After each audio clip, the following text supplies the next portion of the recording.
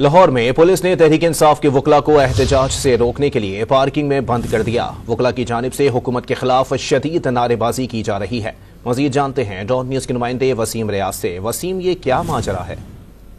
जी देखें, बिल्कुल पीटीआई की जानिब से जो है वो आज जीपीओ चौक में हाई कोर्ट के सामने जो है वो एहतजाज की कॉल दी गई थी, जिसके बाद यहाँ पर पुलिस पहले से ही मौजूद थी। जैसे ही वकला ने बाहर निकलने की कोशिश की तो पुलिस ने जो है वो पार्किंग जो मेन दरवाजा है उसको ताला लगाकर बंद कर दिया और वकला को जो है वो बाहर निकलने की इजाजत जो है वो नहीं दी जा रही।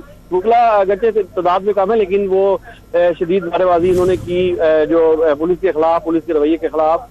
और उनका कहना था कि जो इलेक्शन है आम इंतखाबात उसमें धांधली की गई, जिस पर उन्होंने एहतजाज की कॉल जो है वो दे रखी थी। अपने तमाम जो कारकुनान है उनको यहाँ इकट्ठे होने का जो है वो पैगाम पहुंचाया था, लेकिन कारकुन यहाँ पर कोई नहीं आया क्योंकि पुलिस की यहाँ पर तैयारियां जो वो मुकम्मल थी। पुलिस की नफरी शहर के मुख्तलिफ पॉइंट पर जो है वो तैनात की गई है। जीपीओ चौक में भी पुलिस की इजाफी नफरी तैनात की गई है, जिसमें 2 एसपीज हैं, डीएसपी, एसएचओ और एंटी राइट फोर्स के अलावा डॉल्फिन फोर्स की बड़ी तादाद जो है वो यहाँ पर मौजूद है।